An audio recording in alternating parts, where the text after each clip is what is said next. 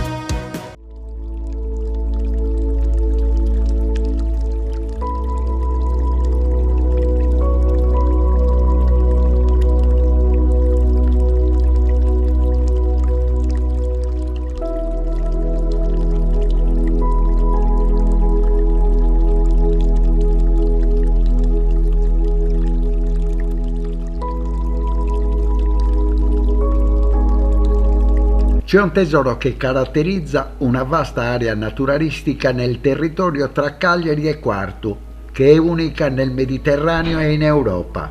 Per preservarla dall'abusivismo edilizio e progettare lo sviluppo delle zone agricole si sta avviando un percorso alla nuova zonizzazione per rimediare una forte criticità e avviare una grande opportunità con lo sviluppo delle attività economiche compatibili tramite il regolamento del piano del parco e del suo sviluppo economico.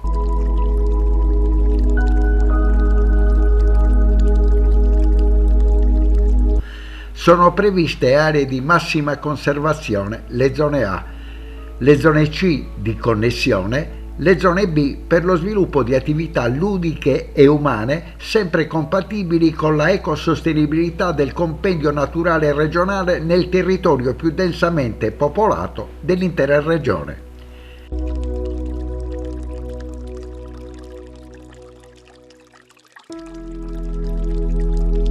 Nel progetto presentato dagli assessorati regionali dell'ambiente e dell'urbanistica si pensa allo sviluppo nel parco dell'olivicoltura e dell'apicoltura e ad attività attraverso le quali il parco si possa sostenere e rendersi autonomo anche dal punto di vista finanziario.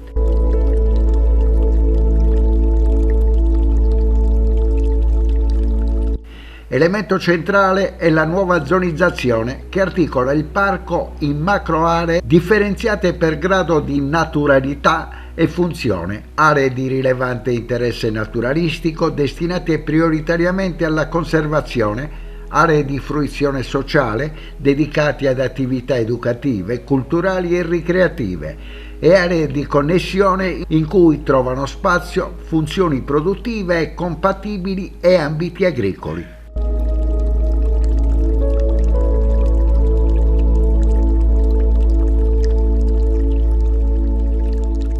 Dal punto di vista giuridico, nelle aree di rilevante interesse naturalistico, il piano del parco sostituisce a ogni livello i piani territoriali paesaggistici, i piani urbanistici comunali e ogni altro strumento di pianificazione territoriale, generale o settoriale. Nelle restanti aree, gli strumenti vigenti dovranno essere adeguati entro un anno dalla sua entrata in vigore. Decorso questo termine, il piano acquisisce comunque efficacia sostitutiva.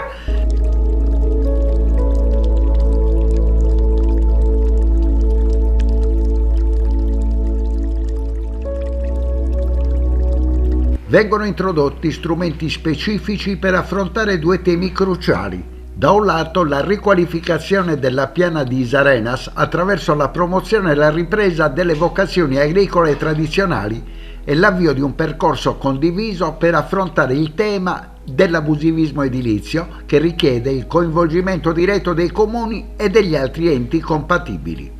Dall'altro, la promozione di attività economiche compatibili capaci di sostenere il parco nel rispetto delle sue finalità di tutela, tra cui la produzione del sale, le attività legate al benessere e l'utilizzo di energia da fonti rinnovabili.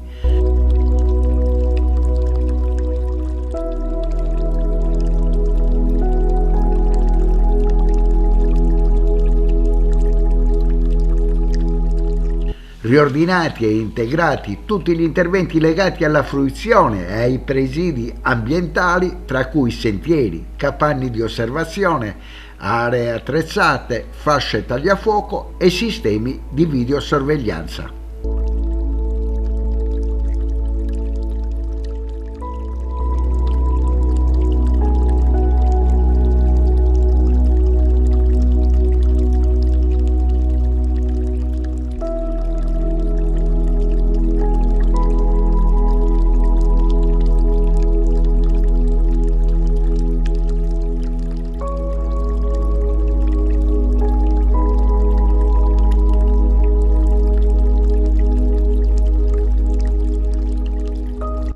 Il Parco Naturale Regionale di Molentargius Saline si conferma una delle aree umide di maggior valore ecologico a livello internazionale, con 140 specie di uccelli osservate nell'ultimo anno, di cui 60 nidificanti.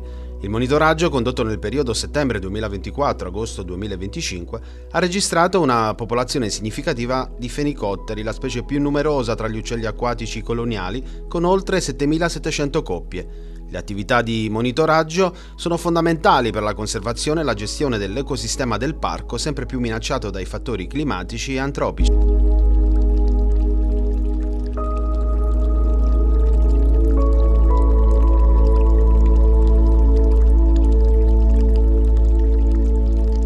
Sì, i dati che riceviamo dal monitoraggio dell'avifauna sono molto importanti per il parco, perché ci servono per indirizzare poi tutte le attività di gestione. Sicuramente i numeri che emergono da questo monitoraggio indicano che c'è una grande quantità di specie, quindi sicuramente l'ambiente del parco è sano, le acque hanno una buona qualità, quindi le specie trovano rifugio, siti di nidificazione e anche siti dove alimentarsi. La tendenza un po' purtroppo, non solo al parco ma un po' in tutte le aree umide, è al calo dei numeri e delle specie. I dati comunque ci indirizzano, ci sono molto utili per capire cosa fare, come affrontare la nuova stagione riproduttiva. Quindi abbiamo già individuato alcune zone dove concentrarci, dove è utile mettere delle barriere anti-intrusione, perché molto spesso le persone entrano e mettono a rischio la nidificazione, perché gli uccelli si alzano dei nidi e vengono predate le uova. Quindi abbiamo già individuato queste aree, abbiamo individuato anche la necessità di regolare i livelli per lasciare spazio agli argini che emergono e diventano appunto siti di nidificazione non solo per il fenicottero ma per tutti i larolimicoli.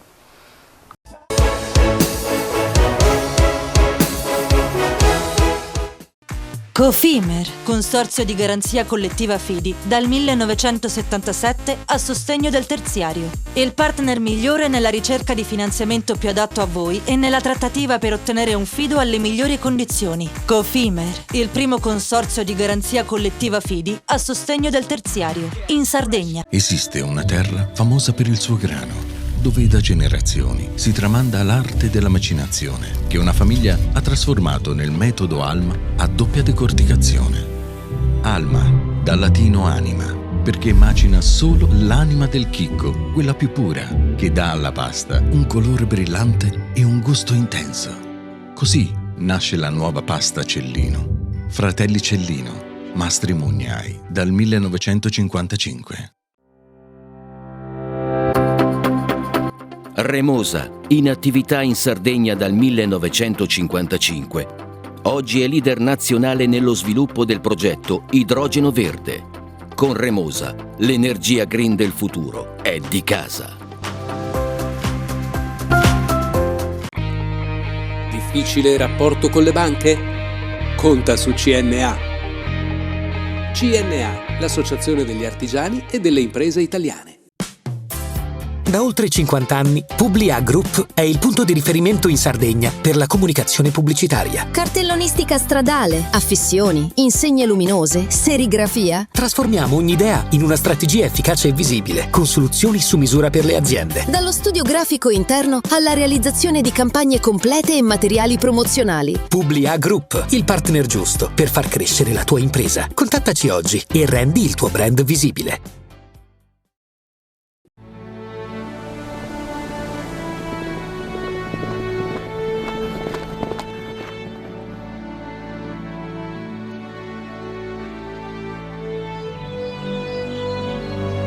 Nel cuore della Sardegna esiste un luogo dove natura e bellezza si incontrano. È qui che nascono i vini della cantina Suentu. Suentu, vini nuovi da terre antiche. Fai impresa, la fai bene, meriti credito. Le garanzie diventano importanti. Il fondo di garanzia agevola il tuo accesso al credito. Se una banca ti presta denaro, hai garanzia a prima richiesta. Se ottieni 100, la garanzia copre fino a 80. La maggior parte delle garanzie è gratis. Il dettaglio sul sito spheres.it. Siamo la più grande industria tipografica della Sardegna. Dall'81 stampiamo tutte le tirature, su tutti i supporti e con le tecnologie più avanzate del settore, garantendoti elevatissima qualità e la più totale dedizione e cura. Grafiche Ghiani, l'esperienza di una vita, l'innovazione più avanzata. Setrand, settore ecologia. Mettiamo a disposizione la nostra struttura organizzativa fornendo un valido supporto per la gestione dei rifiuti pericolosi e non pericolosi, in linea con la nostra certificazione EMA. Dal 1979 al servizio dell'ambiente in Sardegna.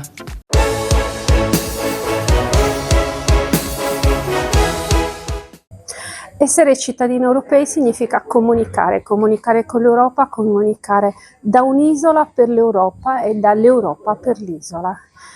Abbiamo incontrato tante persone, tanti comunicatori, tanti giornalisti che si interfacciano con i commissari, con gli europarlamentari e ciascuno si occupa di un settore specifico.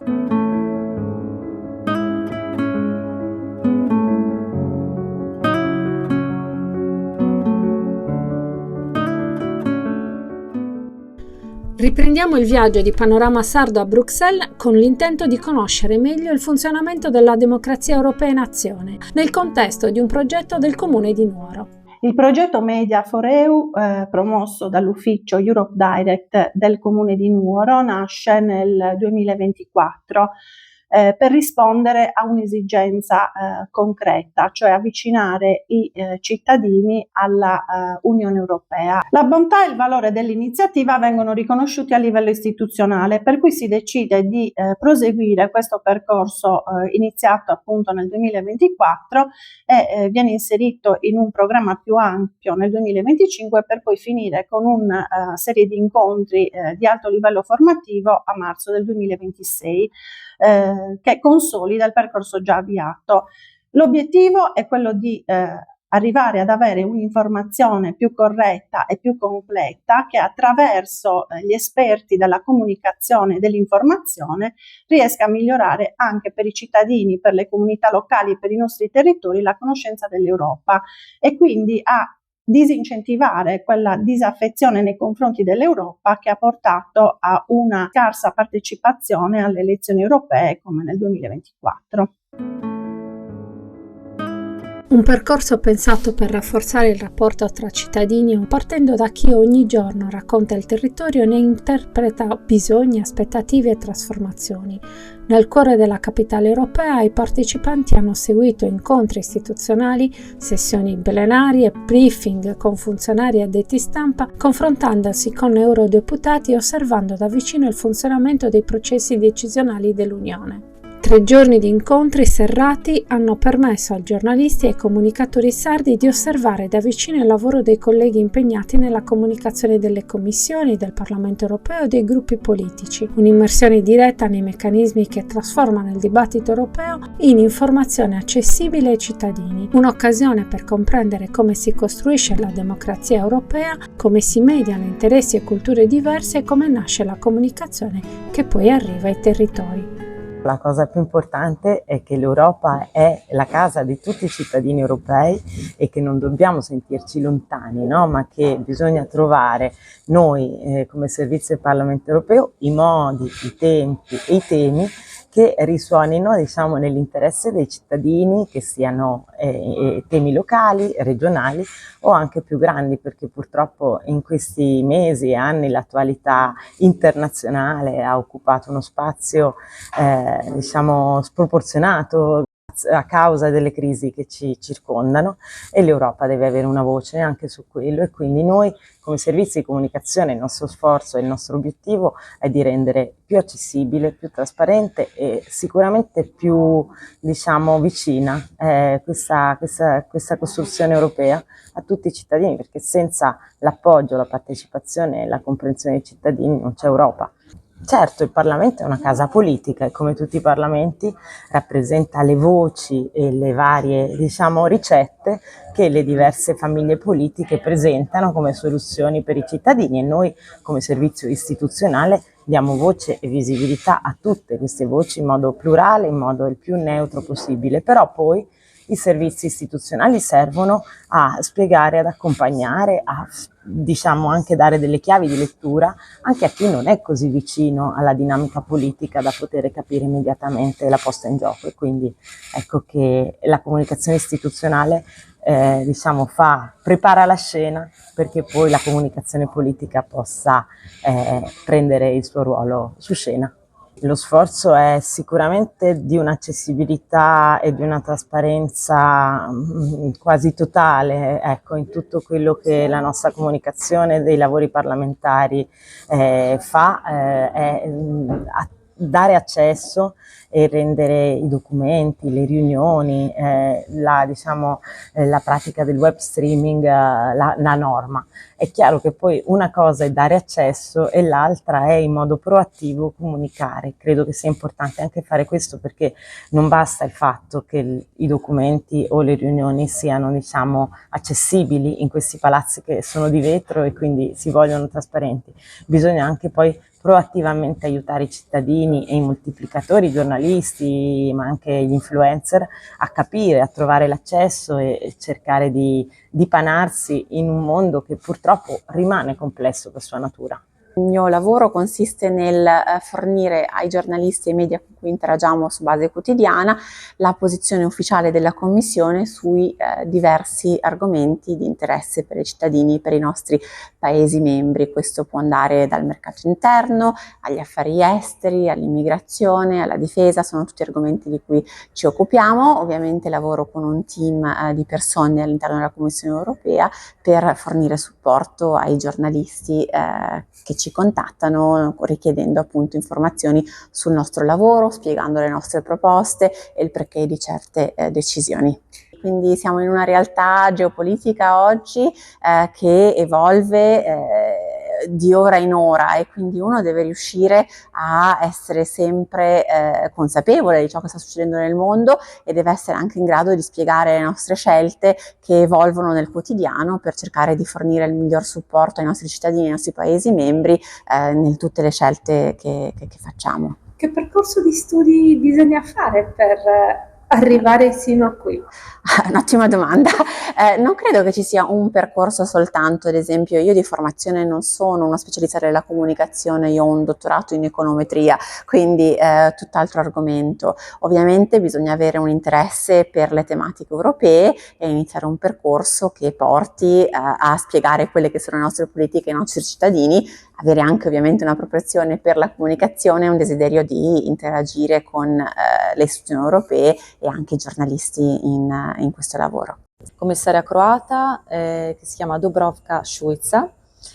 Ci troviamo attualmente a Bruxelles, alla Commissione europea, La Commissione europea in questo mandato ha lanciato un portafoglio politico dedicato al Mediterraneo. Il nostro obiettivo è rafforzare la cooperazione con questa regione. Perché? Perché vogliamo unire i nostri popoli, aumentare le opportunità di sviluppo. Ci basiamo su una storia millenaria in realtà di cooperazione, una cultura comune.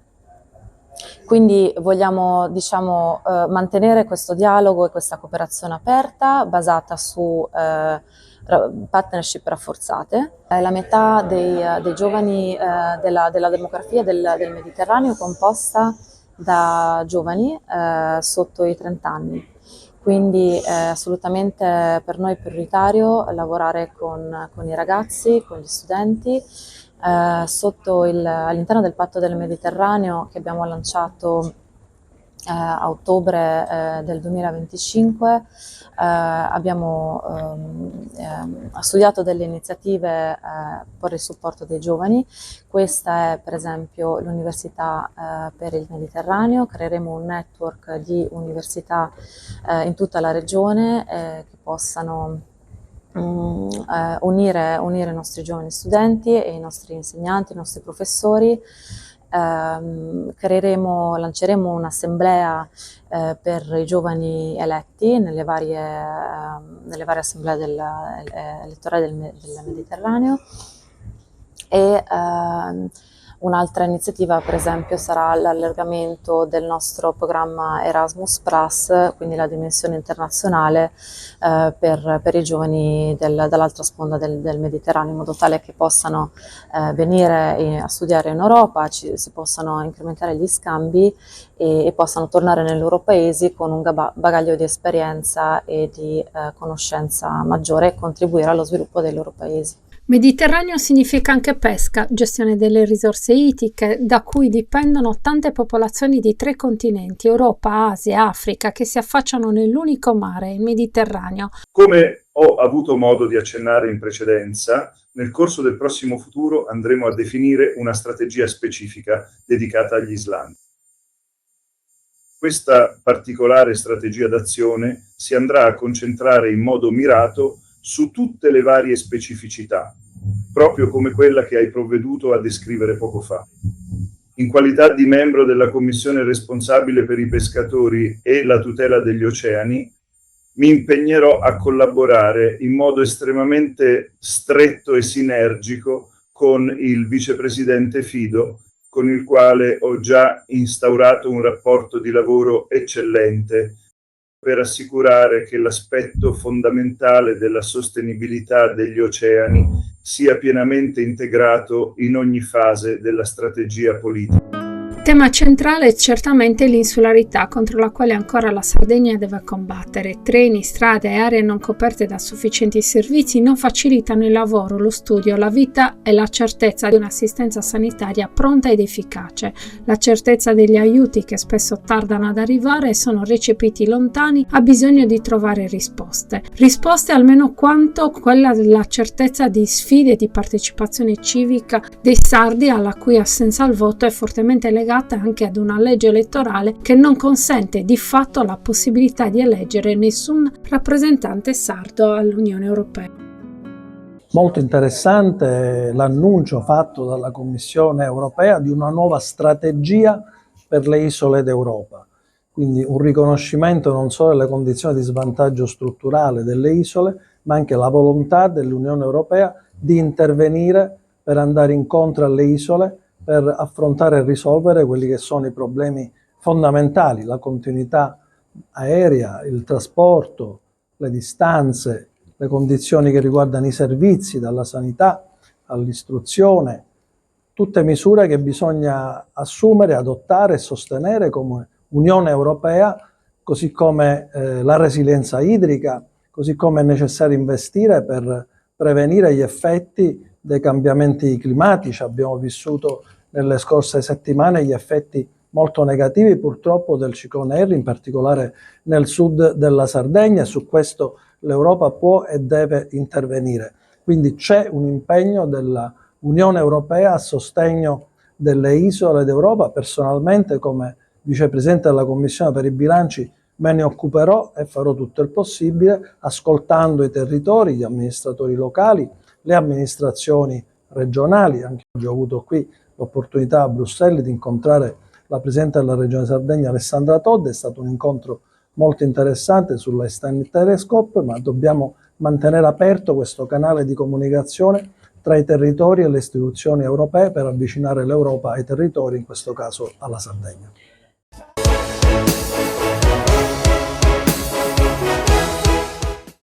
Cofimer, Consorzio di Garanzia Collettiva Fidi, dal 1977 a sostegno del terziario. Il partner migliore nella ricerca di finanziamento più adatto a voi e nella trattativa per ottenere un fido alle migliori condizioni. Cofimer, il primo consorzio di garanzia collettiva Fidi a sostegno del terziario, in Sardegna.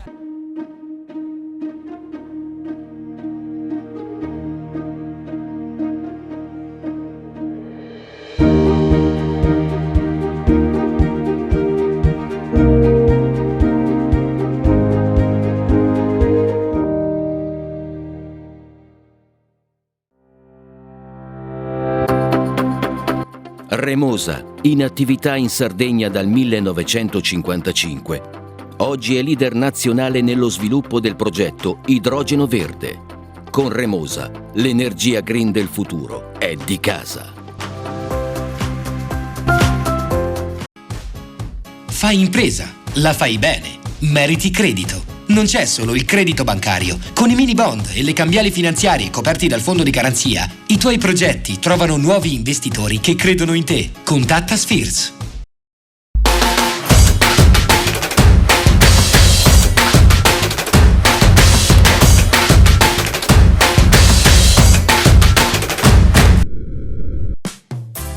Da oltre 50 anni, Publia Group è il punto di riferimento in Sardegna per la comunicazione pubblicitaria. Cartellonistica stradale, affissioni, insegne luminose, serigrafia. Trasformiamo ogni idea in una strategia efficace e visibile, con soluzioni su misura per le aziende. Dallo studio grafico interno alla realizzazione di campagne complete e materiali promozionali. Publia Group, il partner giusto per far crescere la tua impresa. Contattaci oggi e rendi il tuo brand visibile.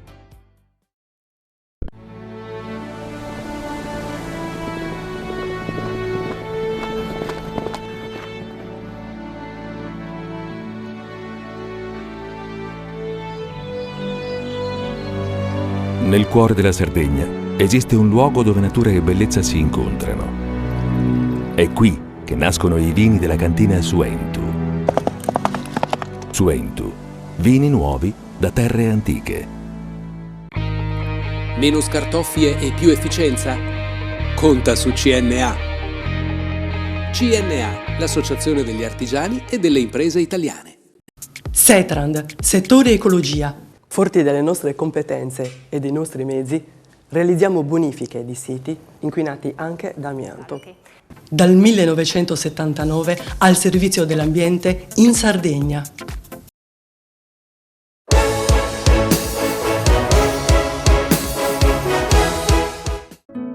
Lo spirito del progetto nuorese rimane quello di stimolare i cittadini europei di qualunque Stato membro a sentirsi parte attiva del processo democratico e decisionale dell'Europa di tutti. Uno sguardo speciale ai più giovani, uno sguardo speciale alle donne e a tutte le popolazioni che non si sentono sufficientemente rappresentate.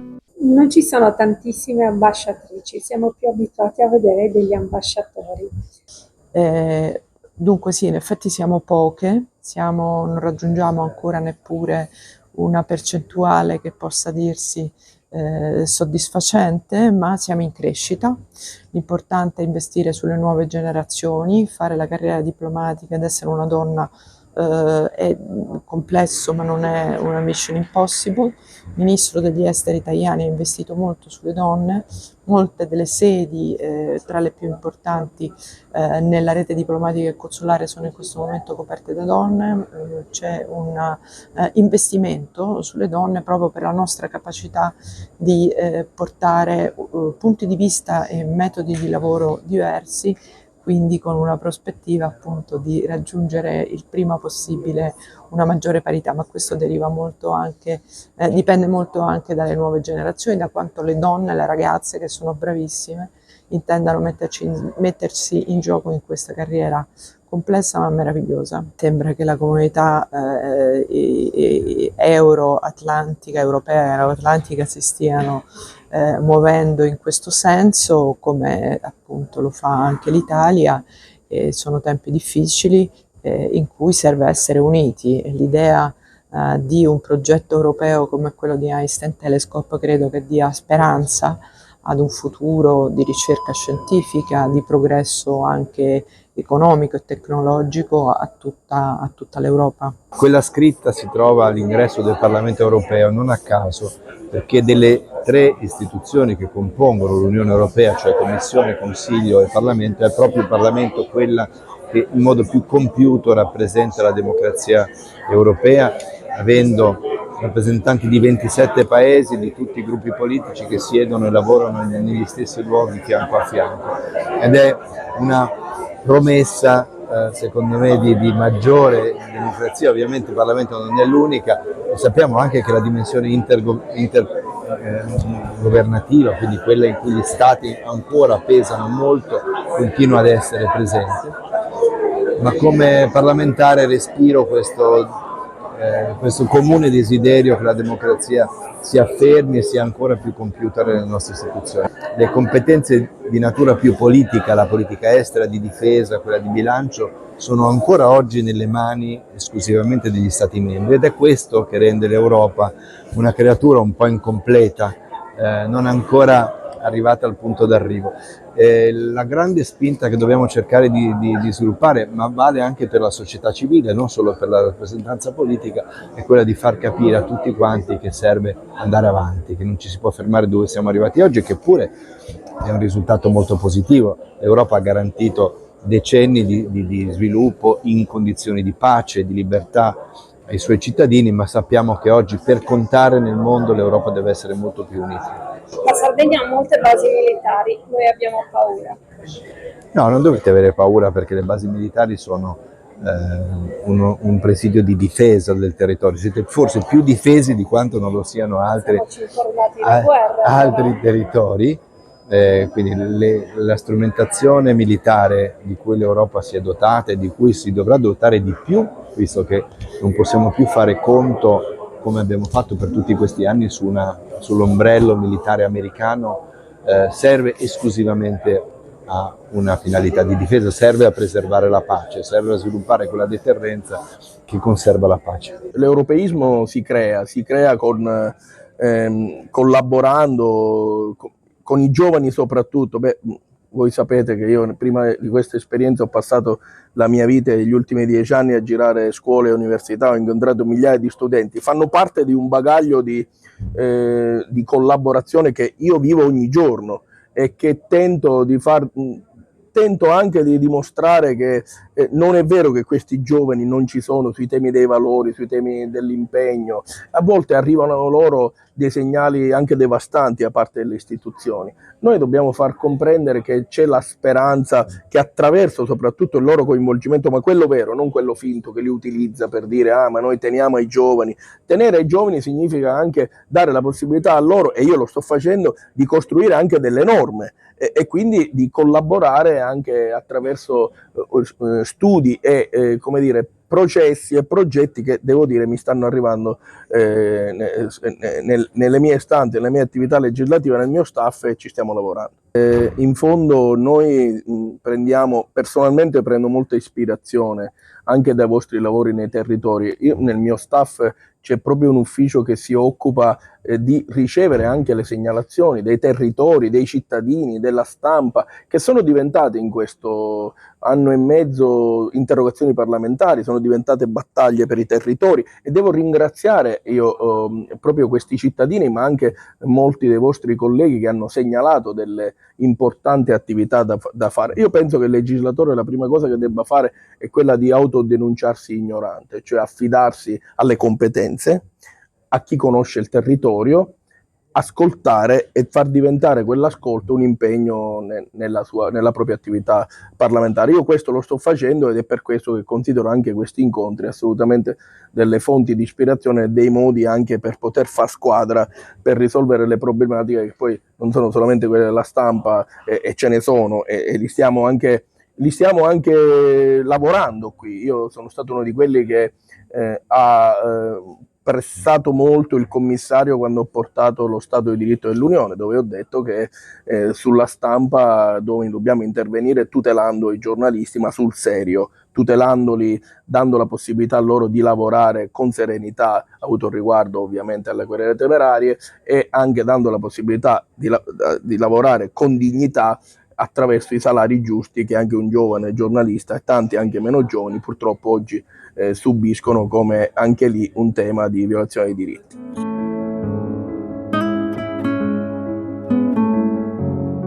Si chiude un'esperienza vissuta in una città giovane, attraversata ogni giorno da ragazzi e ragazzi che hanno scelto di lavorare per l'Europa e per l'Italia dentro l'Europa.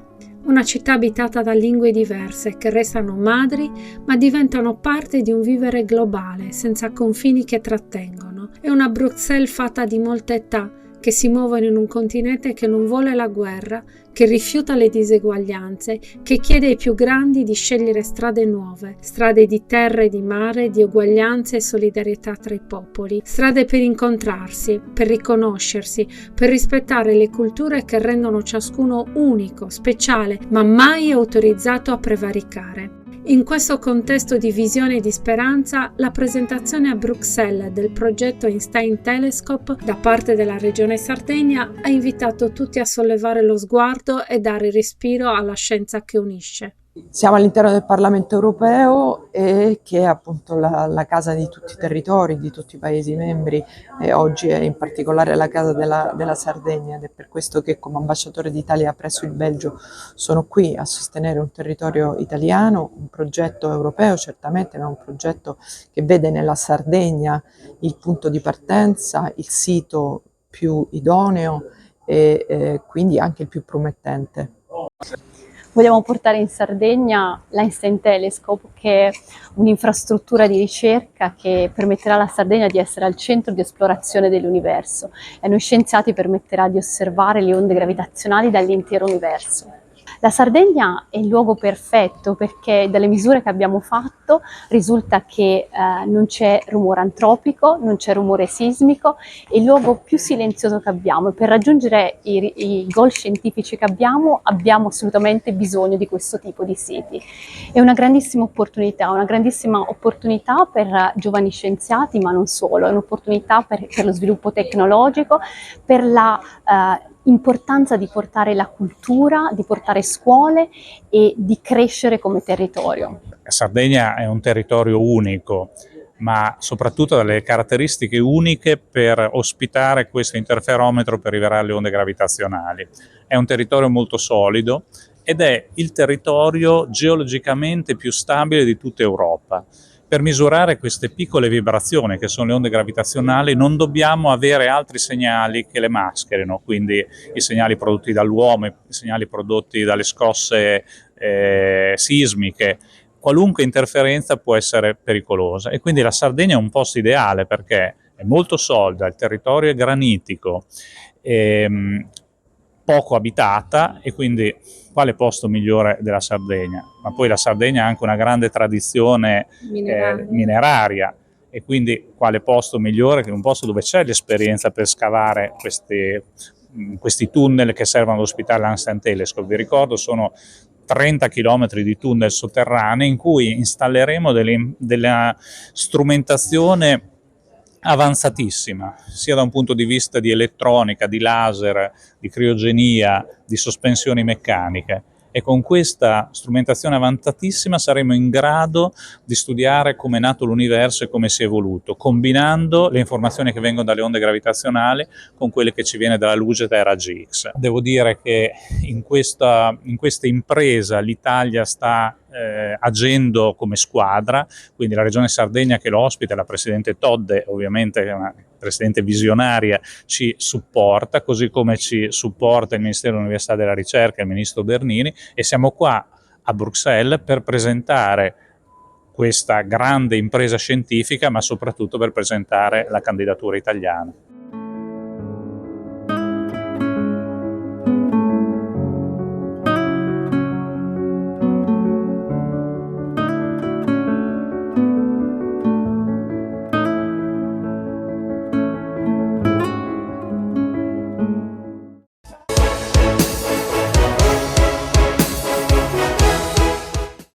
Cofimer, consorzio di garanzia collettiva Fidi, dal 1977 a sostegno del terziario. Il partner migliore nella ricerca di finanziamento più adatto a voi e nella trattativa per ottenere un fido alle migliori condizioni. Cofimer, il primo consorzio di garanzia collettiva Fidi a sostegno del terziario, in Sardegna. Siamo la più grande industria tipografica della Sardegna. Dall'81 stampiamo tutte le tirature, su tutti i supporti e con le tecnologie più avanzate del settore, garantendoti elevatissima qualità e la più totale dedizione e cura. Grafiche Ghiani, l'esperienza di una vita, l'innovazione più avanzata. Da oltre 50 anni, Publia Group è il punto di riferimento in Sardegna per la comunicazione pubblicitaria. Cartellonistica stradale, affissioni, insegne luminose, serigrafia. Trasformiamo ogni idea in una strategia efficace e visibile, con soluzioni su misura per le aziende. Dallo studio grafico interno alla realizzazione di campagne complete e materiali promozionali. Publia Group, il partner giusto per far crescere la tua impresa. Contattaci oggi e rendi il tuo brand visibile.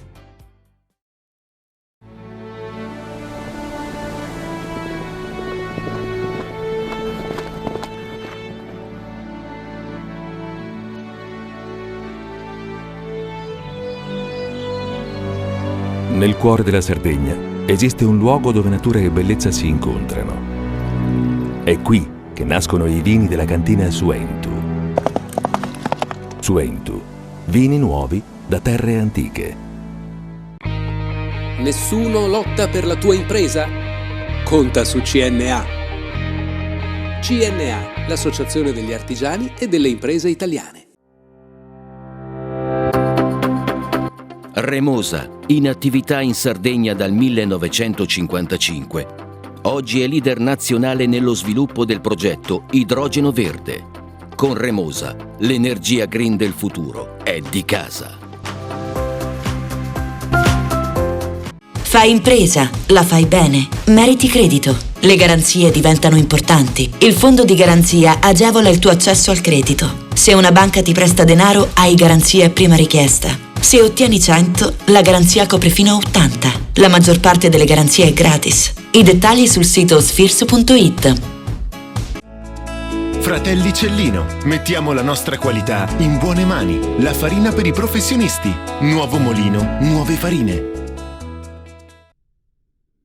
Setrand, settore ecologia. Mettiamo a disposizione la nostra struttura organizzativa fornendo un valido supporto per la gestione dei rifiuti pericolosi e non pericolosi, in linea con la nostra certificazione EMA. Dal 1979 al servizio dell'ambiente in Sardegna.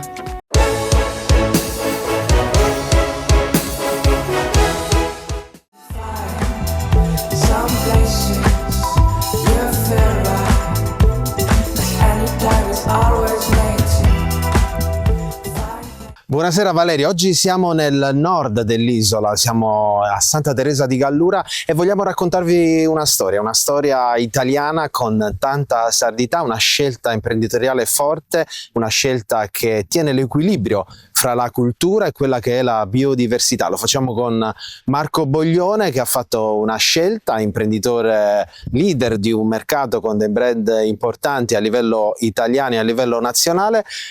Boglione, andremo a vedere questo paradiso, molti la definiscono l'isola nell'isola. All'isola nell'isola, nel senso della Sardegna? Perché no? O l'isola che non c'è, perché questo è... che non c'è, l'isola magica, la chiamano il paradiso, la chiamano in molti modi, e effettivamente ci sta, perché è una cosa che un po' sorprende quando la vedi. Ha avuto delle caratteristiche inusuali di essere abbandonata lì in mezzo a tutto, davanti a tutti, per una quarantina d'anni.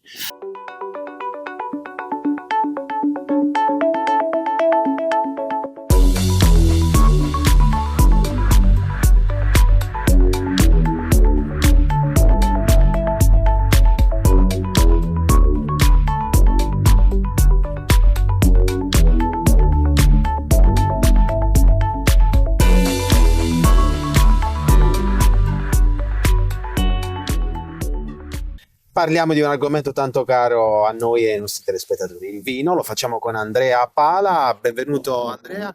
Andrea, che vini si lavorano qui a Coluccia? Qua a Coluccia produciamo 3 vini, 100% vermentino, 3 vermentini di Gallura, dove creiamo 3 tipologie: un vermentino di Gallura superiore, che è il Donnastè, un vermentino di Gallura tradizionale, che è il Donnamà, il quale ha una caratteristica molto particolare, che è quella di l'immersione delle uve all'interno di nasse destinate alle ostriche, e viene immerso nei fondali marini dell'isola. E il terzo vino è il Donnalù, che è un metodo classico con uno spumante sempre di OCG.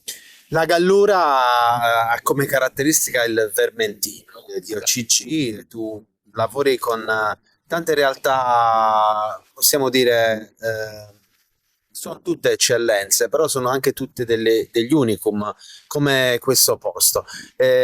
Come ti è venuto in mente questo tipo di lavorazione, immergendo l'uva nel mare? Qua sicuramente è un unicum, perché è un territorio unico nel suo genere, e si vede da tutto quello che avete visto oggi. L'idea di immergere le uve nel mare è stata attuata dopo che abbiamo studiato profondamente il territorio. Volevamo fare qualcosa di unico e di sorprendente, naturalmente.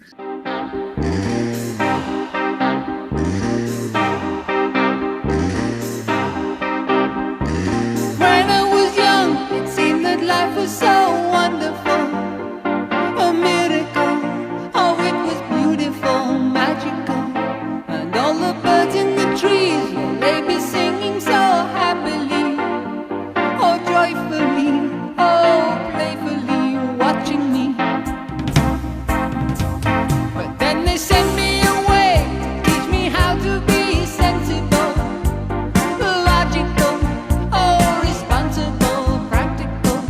And then they showed me a world where I could be so dependable, oh, clinical, oh, intellectual, cynical.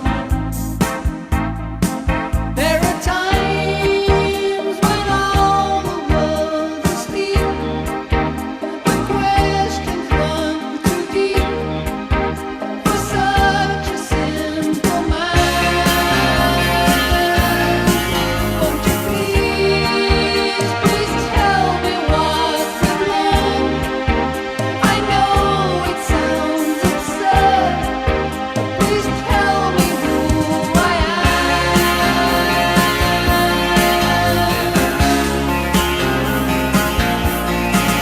I said, now what would you say? They'll be calling you a radical, a liberal,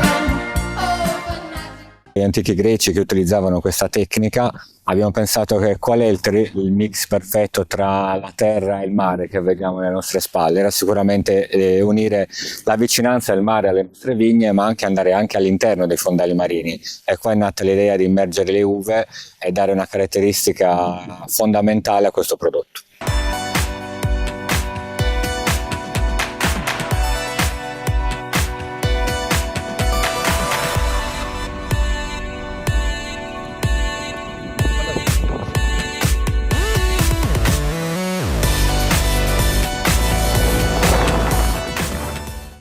Siamo arrivati in uno dei punti più a nord dell'isola di Coluccia. Qui c'è una casa un ricovero della seconda guerra mondiale, dove c'erano dei soldati, dei gendarmi che sorvegliavano questo paesaggio meraviglioso alle nostre spalle.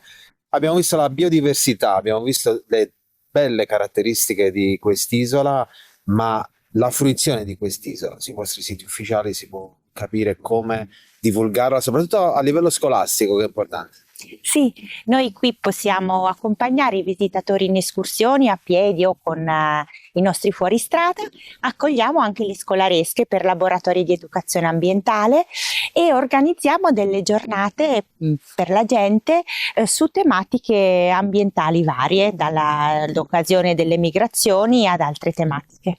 Possiamo dire che in questa giornata del mese di aprile abbiamo un po' inaugurato la stagione, perché c'è un clima bellissimo, un mare cristallino azzurro come il cielo della Sardegna.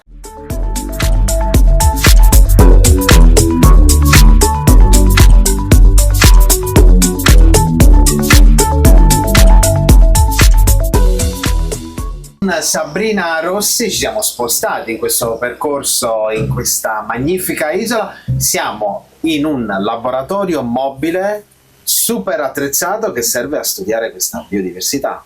Esatto, abbiamo un laboratorio su ruote in un carro di legno per rispettare la protezione di quest'area dove non si può costruire, non si possono aprire nuove strade. Quindi qui ci sono una serie di apparecchiature che ci supportano nelle attività di ricerca, che ovviamente hanno anche la funzione di supportare e accompagnare le scelte dell'azienda agricola in modo che siano sostenibili e rispettose della biodiversità.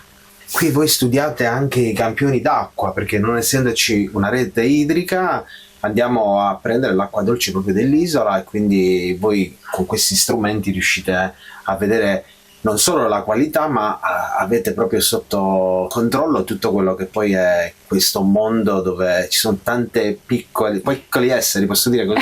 Certo, sì. Sì, la nostra conoscenza insomma è sempre in progressione, ogni giorno capiamo qualcosa in più.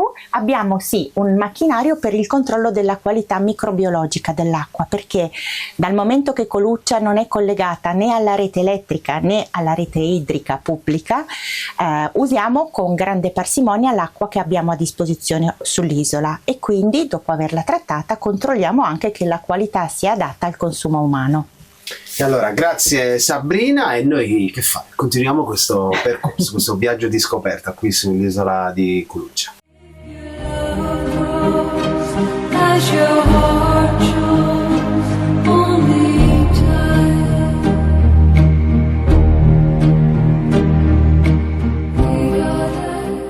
E dopo le belle immagini della nostra regia abbiamo raggiunto di nuovo Marco Boglione. Boglione, abbiamo fatto un percorso, io oserei dire divulgativo, scientifico, quasi umanistico, proprio la simbiosi fra l'essere umano, la natura, gli animali. Quando le è nata questa idea? Non credo che sia un'idea. Cioè lì è da sempre, siamo tutti così, è una cosa normalissima. Forse bisognerebbe chiedersi come mai a un certo punto ci siamo allontanati da una cosa così semplice e normale. La natura è tutt'una, ci sono gli uomini, gli asini, i cinghiali, tutto quanto. E fino a un certo punto si è vissuti in armonia. Quindi non è una novità questa, la novità è che forse ci si è un po' staccati da questo, e l'età aiuta a considerare questo. Delle robe diverse. Arrivare da un'area manager, un'area imprenditoriale che l'ha vista protagonista e ancora lo è a livello nazionale e internazionale con i suoi brand, possiamo dire si innamora di questa storia di Coluccia, no? Da Angelo Sanna, che era il proprietario che ha gestito questo posto, che poi è andato in abbandono, quindi l'ha completamente rigenerato con un equilibrio di sostenibilità a 360 gradi. Ma sì, si può anche dire così. Diciamo che certe volte abbiamo la sensazione di fare una cosa più banale, più semplice, quella di riportare a com'era una cosa che è sempre esistita, soprattutto da queste parti in Sardegna, che si chiamava stazzu. Stazzu, sì. Autosufficiente. piatte in cui in Gallura erano campioni, ma anche nel resto della Sardegna. Quindi, come in tante altre zone d'Italia, si sono ristrutturate le cascine, le masserie, i poderi in Emilia-Romagna e si sono adeguate alle condizioni di vita e di mercato, anche producendo salumi, vino, formaggi e quant'altro. Lo stiamo pensando di fare anche qui in un ambiente che è tutto pronto, è come quelle statue nel blocco di marmo, lì dentro, piano piano, togliere il contorno e far emergere. Senza, diciamo, disequilibrare quella meraviglia che appunto è la biodiversità dell'isola, che deve rimanere in equilibrio come lo è sempre stata, anche nella diciamo, ripartenza dello stato autosufficiente gallurese. Culuccia con l'osservatorio racchiude anche lo studio, no, delle diversità, si va dalla flora alla fauna, si passa anche per, ricordiamolo, questa è l'isola delle vacche, no? Come storicamente, quindi anche avere un prodotto autoctono, passando anche dal vino, passando da quello che è la produzione locale. Ripeto, tutto quello che faceva lo Stazio, che faceva già zio Gnuledo, suo padre, suo nonno, suo bisnonno, tutto lì, non è complicato. No. Il vero viaggio di scoperta non sta nel trovare nuove terre, ma nell'avere nuovi occhi. Questa è una frase che mi accompagna nei miei reportage, no?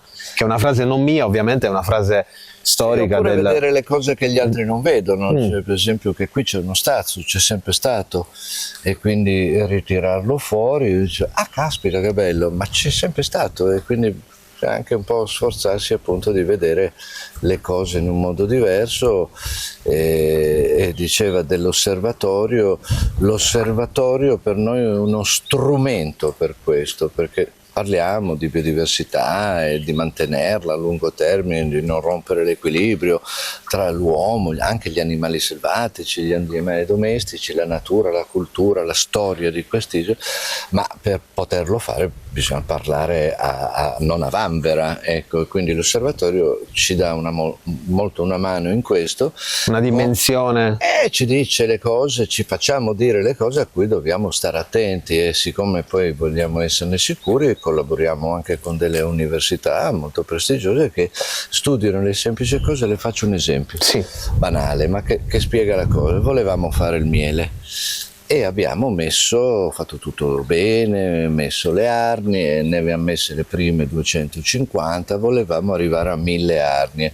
Un'università, quella di Sassari, che studia gli insetti dell'isola, ha detto non fatelo, perché le altre specie, quelle selvatiche impollenatrici, verrebbero condizionate da tutte queste api gestite razionali. Quindi 100, 150 va benissimo, non se ne accorge nessuno. L'equilibrio sta in quello, non nella quantità ma anche nella qualità. Ma la quantità è in funzione dell'equilibrio. Se io metto troppe api, è chiaro che le altre, quelle selvatiche, che sono tantissime le specie qui, di api selvatici, credo che ne abbiamo non so quante specie su tutte quelle che stanno in Sardegna, ma tante, quindi devono stare tranquille e nessuno deve andare lì a rompere le scatole, ecco.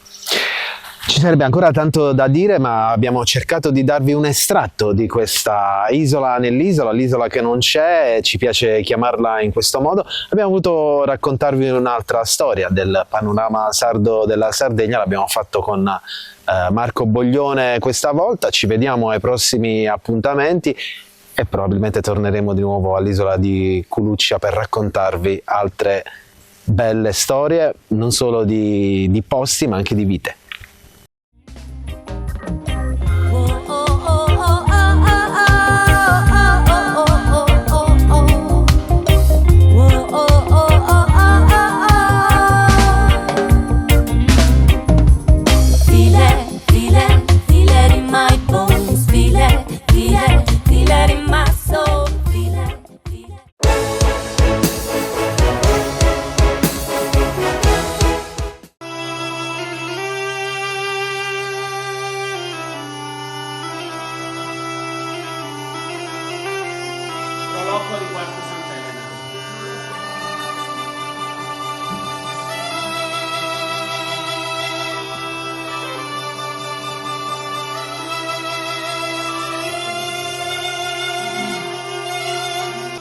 Biodiversità, ambiente, cultura, cooperazione, heritage, unione e sostenibilità sono i punti fondamentali del progetto avviato tra la terza realtà metropolitana dell'isola e Almansa, città spagnola della comunità autonoma di Castiglia-La Mancia.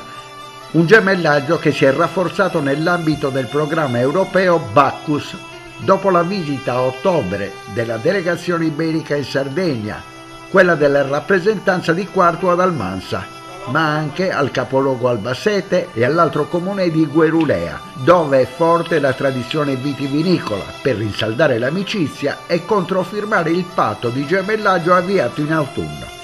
La delegazione quartese in Spagna, composta non solo dalle rappresentanze istituzionali ma anche dalle associazioni culturali e dalle attività produttive del territorio, ha potuto toccare da vicino nuove realtà, stimolando così la nascita di nuove idee in merito ai metodi di produzione e ai nuovi mercati da esplorare e poi consolidare.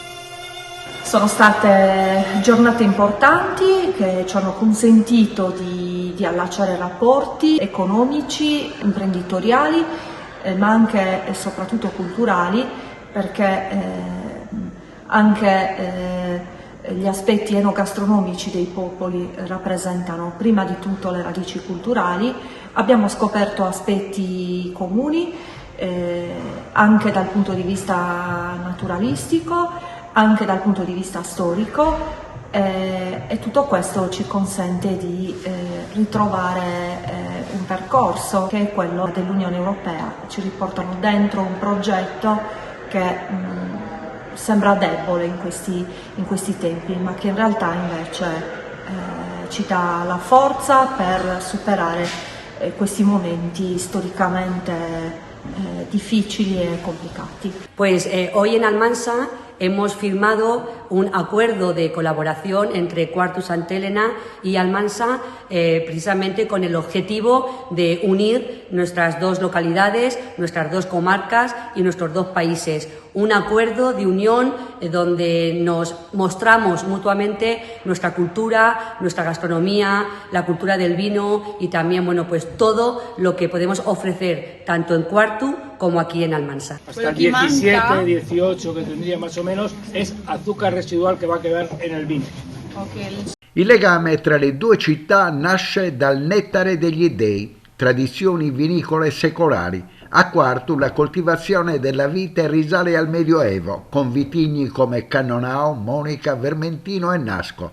Ad Almansa, a 700 metri di altitudine, spicca la Garnacha Tintorera, con cantine soprattutto del XX secolo.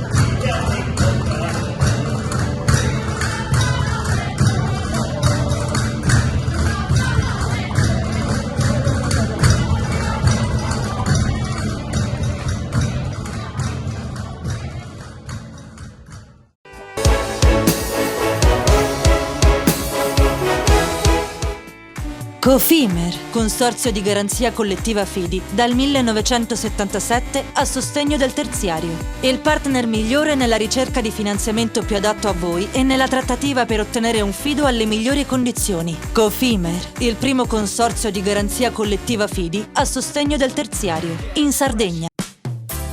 Da oltre 50 anni, Publia Group è il punto di riferimento in Sardegna per la comunicazione pubblicitaria. Cartellonistica stradale, affissioni, insegne luminose, serigrafia. Trasformiamo ogni idea in una strategia efficace e visibile, con soluzioni su misura per le aziende. Dallo studio grafico interno alla realizzazione di campagne complete e materiali promozionali. Publia Group, il partner giusto per far crescere la tua impresa. Contattaci oggi e rendi il tuo brand visibile.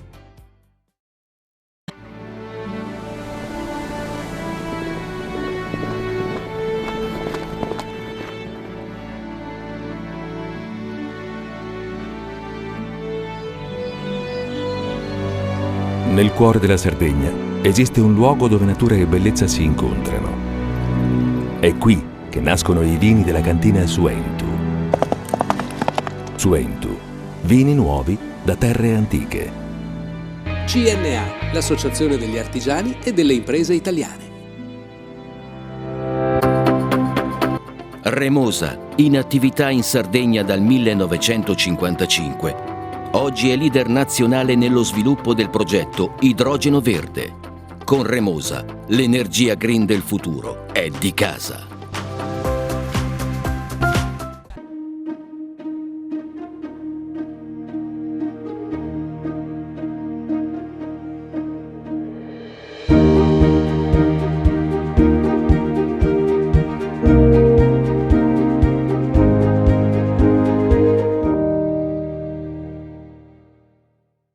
Fai impresa, la fai bene, meriti credito. Le garanzie diventano importanti. Il fondo di garanzia agevola il tuo accesso al credito. Se una banca ti presta denaro, hai garanzia a prima richiesta. Se ottieni 100, la garanzia copre fino a 80. La maggior parte delle garanzie è gratis. I dettagli sul sito sfirso.it.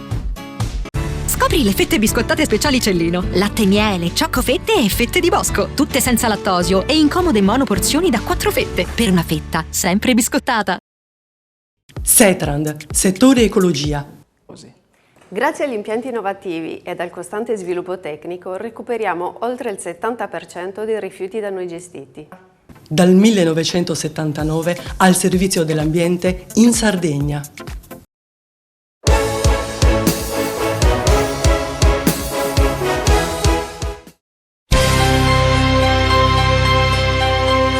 Appuntamento nella Facoltà di Ingegneria dell'Università degli Studi di Cagliari per affrontare un tema di grande attualità, perché si tratta di tecnologia e nuove sfide per la società contemporanea, con la presentazione di un libro su intelligenza artificiale e intelligence, con esperti del settore. L'evento è stato promosso dal Distretto Aerospaziale della Sardegna. Il libro, Il fuoco di Prometeo, è opera di Mario Caligiuri, docente universitario e presidente della Società Italiana di Intelligence. Si inserisce nel percorso di divulgazione scientifica dedicato alle trasformazioni tecnologiche e sociali in corso. Viene facile dire gli 007, viene facile dire la commistione con l'intelligenza artificiale o comunque con le innovazioni tecnologiche più avanzate. In che modo si riunisce questo connubio, il libro del professor Caligiuri, l'Università di Cagliari e il DAS, il Distretto Aerospaziale della Sardegna, che lei conduce da tempo immemore? Da tempo immemore, esatto, ma fondamentalmente il ragionamento è il Distretto Aerospaziale è un, diciamo così, soggetto che cerca di fare del bene a questa terra, questo è noto da un lato, dall'altro, a parte le battute naturalmente, cerca di attrarre quando c'è l'occasione delle figure professionali di altissimo livello, quali il professor Caligiuri, per lanciare dei messaggi sul territorio. In questo caso specifico il professor Caligiuri, che è già venuto a dicembre scorso, è presidente della Società Italiana di Intelligence ed è ovviamente un uomo che questa materia la padroneggia nel modo più assoluto. In questo scenario, volendo presentare un nuovo libro del professor Caligiuri, sul suo suggerimento è sembrato, diciamo, utile agganciare il concetto dell'intelligenza artificiale e a questo proposito ovviamente abbiamo inserito una personalità dell'Università di Cagliari, giovane, che sta emergendo in questo settore, il professor Bigio, in modo tale da come dire, affrontare il tema in modo puntuale, cercando di dare tutti i riferimenti di un settore che è in fortissima espansione e nell'aerospazio sia l'intelligenza artificiale che l'intelligence, come è noto, giocano un ruolo assolutamente dominante. Come vede l'Università di Cagliari e il DAS tra 10 anni negli ambiti che sono circoscritti da intelligenza artificiale, tutela della privacy, proficuità per i cittadini? Il tema è delicatissimo, la nostra università, come moltissime altre università minori, mi permetto di dire in termini dimensionali, rispetto ai grandi colossi politecnici, Roma e altre, avranno e si troveranno di fronte a una fortissima competizione con le università telematiche. Come riusciremo a venirne fuori da questa grande battaglia? Io credo che l'unica strada sarà quella di fare un reclutamento estremamente attento, portare a casa delle professionalità di grandissimo valore e soprattutto cercando di mettere insieme la didattica e la ricerca. Altrimenti ho paura che le telematiche potrebbero nel medio periodo sopravanzarci. L'intelligenza artificiale, il mondo degli 007, l'innovazione tecnologica che corre con una rapidità forse fuori dal tempo.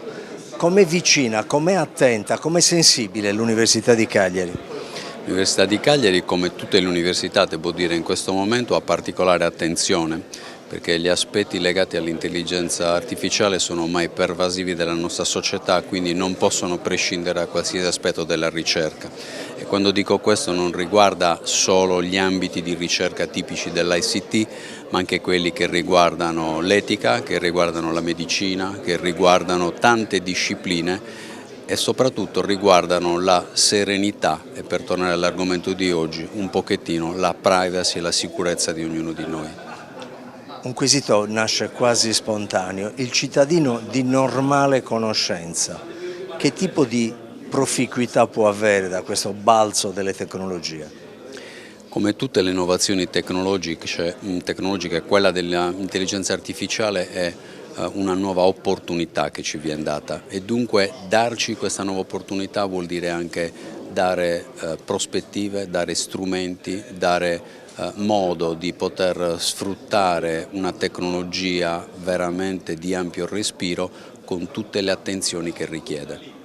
Professore, viene facile la commistione tra intelligenza artificiale, intelligence e soprattutto quelli che sono i riverberi sulla comunità, i riverberi sui cittadini. Come Ateneo, quali devono essere? In che modo vorreste indirizzare queste tematiche con una strategia, con delle sinergie verso la popolazione universitaria? Allora, credo che l'Ateneo si stia attrezzando per appunto mobilitarsi con delle iniziative in questo senso e anche per mettere un po', in mostra tutta l'attività sull'intelligenza artificiale che facciamo nei laboratori, nelle aule, e quindi ci sarà sicuramente ci saranno delle linee guida che ci spiegheranno anche in cui l'università spiegherà come verranno gestiti questi aspetti più delicati sull'intelligence e su altre materie, su cui bisogna fare un po' di attenzione ovviamente. Quello che posso dire è che anche il lato più squisitamente dal punto di vista della ricerca di cui ci siamo occupati ormai da più di 10 anni è che noi siamo molto specializzati anche sui rischi che derivano dall'utilizzo delle AI e utilizzare anche AI e fidarsi troppo, soprattutto in contesti di intelligence, può essere abbastanza pericoloso perché sono anche tecniche che sono molto facili da fuorviare. Quindi noi per anni abbiamo studiato questo e sicuramente anche su come mettere questi sistemi in protezione in modo che ci si possa affidare realmente, siamo sicuramente un passo avanti a livello internazionale e europeo. Diceva il professor Cao, è facile dire, parliamo di 007, poi frulliamo il tutto, viene fuori la privacy dei cittadini, la sicurezza degli apparati statali, in tempi di guerra a maggior ragione, ma anche quello che è un passo da gigante dell'intelligenza artificiale e del suo impatto nella collettività. Se lei dovesse raccontarlo a un cittadino di equilibrato buonsenso, come racconterebbe questo momento storico dentro il suo libro? Io gli direi proprio così, che oggi non siamo di fronte a un cambiamento qualsiasi, non è la caduta dell'impero romano, non è la scoperta dell'America, non è la caduta della Bastiglia, ma è il bruco che sta diventando farfalla, l'uomo di Neanderthal che sta diventando l'Homo sapiens. Siamo di fronte a un salto di specie dove nulla, ma proprio nulla, sarà come prima. dobbiamo abituarci a capire che siamo in questo contesto, dobbiamo essere consapevoli perché stiamo continuando a usare parole, categorie mentali, concetti culturali, teorie giuridiche, pratiche educative che fanno riferimento a un mondo che è in via di estinzione. Per cui se incerta è la definizione, incerta è la comprensione. Ecco, questo pratiche metodiche educative, da dove si inizia? Come bisogna instillare nelle nuove generazioni, in questa transizione che è anche legata all'anagrafe? Come si mette il piccolo bruco che diventa farfalla nella mente dei cittadini di domani, dei professor Caligiuri, di 20 anni che saranno a seguire? Tutto è possibile, ma certamente non è semplice. Secondo me bisogna ripartire dalle parole, dalla conoscenza delle parole per dare un senso a quello che diciamo e poi mettere in condizione i nostri studenti di essere in connessione, ma non con gli schermi dei computer, ma con le proprie vite, passato, presente e futuro. Se noi viviamo dei traumi e non riusciamo a superarli, viviamo a disagio il presente e quindi non riusciamo a ipotizzare il futuro. E questo, come vale per le persone, vale anche per le nazioni. Se noi continuiamo a guardare quello che è successo durante l'Unità d'Italia o durante il fascismo, guardiamo indietro invece di guardare avanti. Abbiamo il dovere di guardare avanti.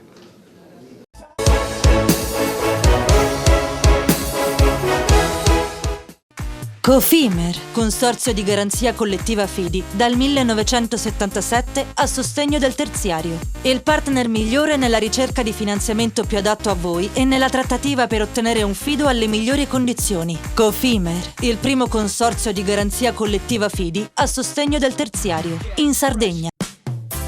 Da oltre 50 anni, Publia Group è il punto di riferimento in Sardegna per la comunicazione pubblicitaria. Cartellonistica stradale, affissioni, insegne luminose, serigrafia. Trasformiamo ogni idea in una strategia efficace e visibile, con soluzioni su misura per le aziende. Dallo studio grafico interno alla realizzazione di campagne complete e materiali promozionali. Publia Group, il partner giusto per far crescere la tua impresa. Contattaci oggi e rendi il tuo brand visibile.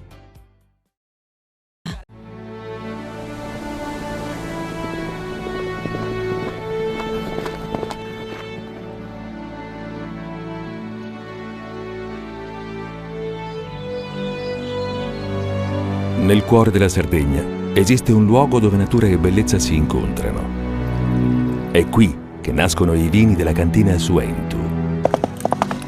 Suentu, vini nuovi da terre antiche.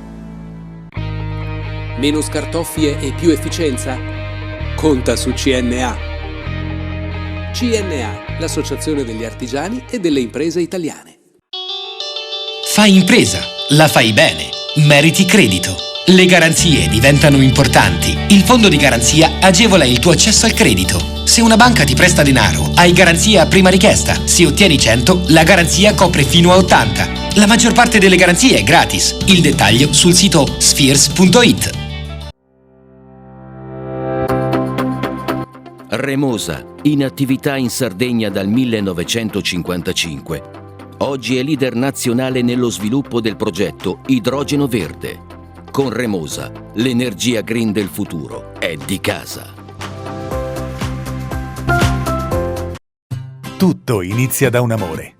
Le farine, i mangimi, la pasta, le fette biscottate, la distribuzione e l'ospitalità. Dal 1953, Gruppo Cellino. Non c'è limite ai sogni. Siamo la più grande industria tipografica della Sardegna. Dall'81 stampiamo tutte le tirature, su tutti i supporti e con le tecnologie più avanzate del settore, garantendoti elevatissima qualità e la più totale dedizione e cura. Grafiche Ghiani, l'esperienza di una vita, l'innovazione più avanzata. Setrand, settore ecologia. Forti delle nostre competenze e dei nostri mezzi, realizziamo bonifiche di siti inquinati anche da amianto. Dal 1979 al servizio dell'ambiente in Sardegna.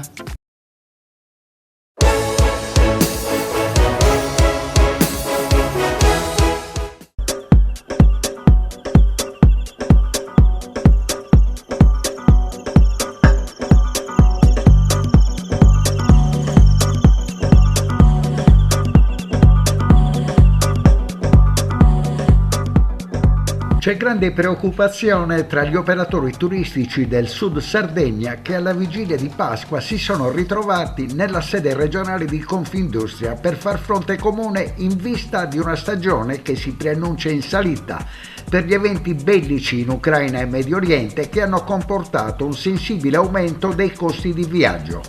Secondo gli operatori isolani è necessaria una strategia immediata su trasporti, fiscalità e posizionamento del territorio. La riunione delle imprese della sezione turismo è stata presieduta da Mario Cioffi e aperta alla partecipazione di numerosi operatori del comparto alberghiero e turistico del Sud Sardegna, oltre a rappresentanti istituzionali e stakeholder del settore, tra cui l'Aeroporto di Cagliari e l'Associazione dei Balneari.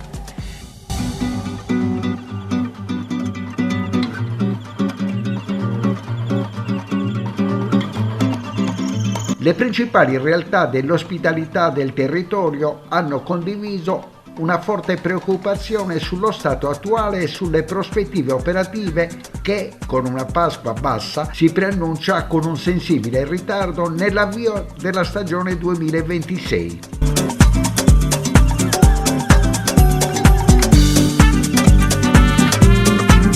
All'incontro era presente anche il direttore generale di Confindustria Sardegna Meridionale Andrea Porcu, a conferma della rilevanza strategica del tema per il sistema economico territoriale. I rappresentanti della sezione turismo di Confindustria Sardegna Meridionale hanno confermato la piena disponibilità a collaborare con la Regione e con tutti gli attori istituzionali per definire una strategia condivisa orientata a una reale destagionalizzazione e alla crescita sostenibile del settore in un'ottica di rafforzamento della competitività internazionale e hanno evidenziato una forte convergenza su alcune priorità non più rinviabili.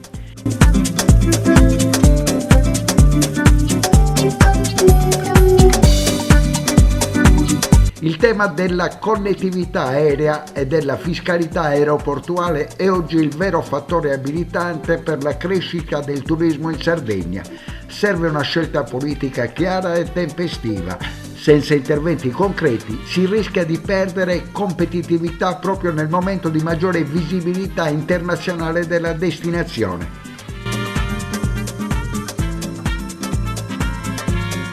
Nel dettaglio, al primo posto tra i temi discussi il nodo dei collegamenti aerei e la competitività dell'isola sul mercato. È emersa la necessità urgente di rafforzare la meta Sardegna, in particolare nei mesi di bassa stagione. La nostra regione infatti continua a soffrire una forte limitazione nei mesi invernali che impedisce di consolidare i grandi risultati positivi ottenuti in termini di domanda turistica. Come evidenziato anche dall'assessorato regionale del turismo, la crescita del 50% negli ultimi 2 anni dei flussi nei mesi autunnali e invernali rischia di essere compromessa dalla carenza di voli disponibili. Con riferimento alla tassa addizionale comunale sui diritti d'imbarco per le compagnie aeree, gli operatori hanno ribadito con forza la richiesta già avanzata da Confindustria Sardegna di abolire o sospendere la tassa attualmente pari a circa 6,50 euro per passeggero nel corso della bassa stagione turistica. Tale tassa riduce la competitività degli aeroporti sardi rispetto ad altre destinazioni, rappresenta un fattore determinante nelle scelte delle compagnie aeree e costituisce un ostacolo concreto allo sviluppo di nuove rotte.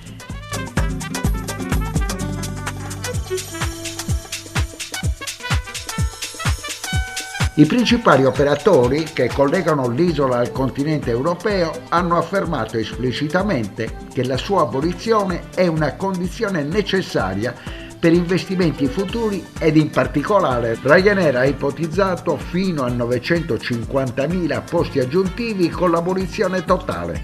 Lufthansa ha indicato possibili nuove rotte invernali, mentre EasyJet e Wizz Air hanno manifestato interesse a investire in Sardegna. Nel corso del confronto è emersa la necessità strategica di costruire un brand territoriale forte e riconoscibile per il Sud Sardegna, capace di valorizzare le specificità dell'area, rafforzare il posizionamento internazionale e sostenere le attività di promo-commercializzazione.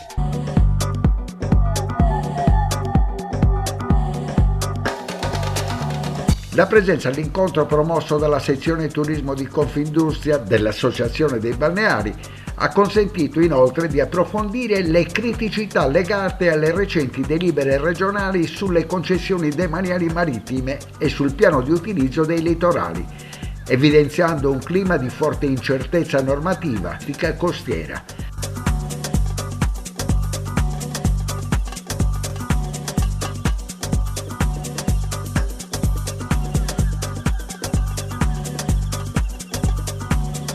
Sono stati evidenziati anche gli effetti negativi degli aumenti dell'imposta di soggiorno nel Comune di Cagliari sull'operatività delle strutture ricettive, molte delle quali hanno già definito prezzi e contratti con tour operator e piattaforme di prenotazione per la stagione 2026.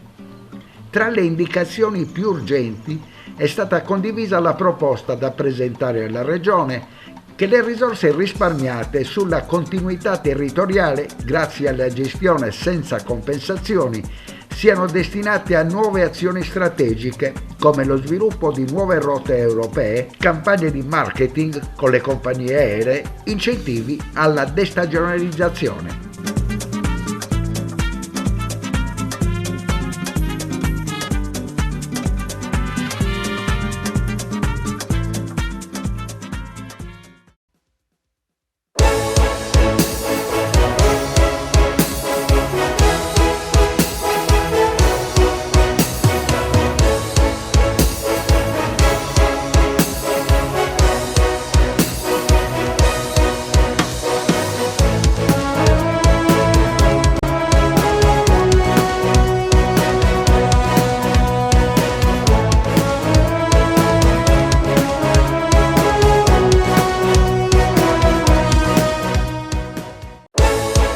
Panorama Sardo, in collaborazione con Cofimer, il primo consorzio di garanzia collettiva fidi a sostegno del terziario, in Sardegna.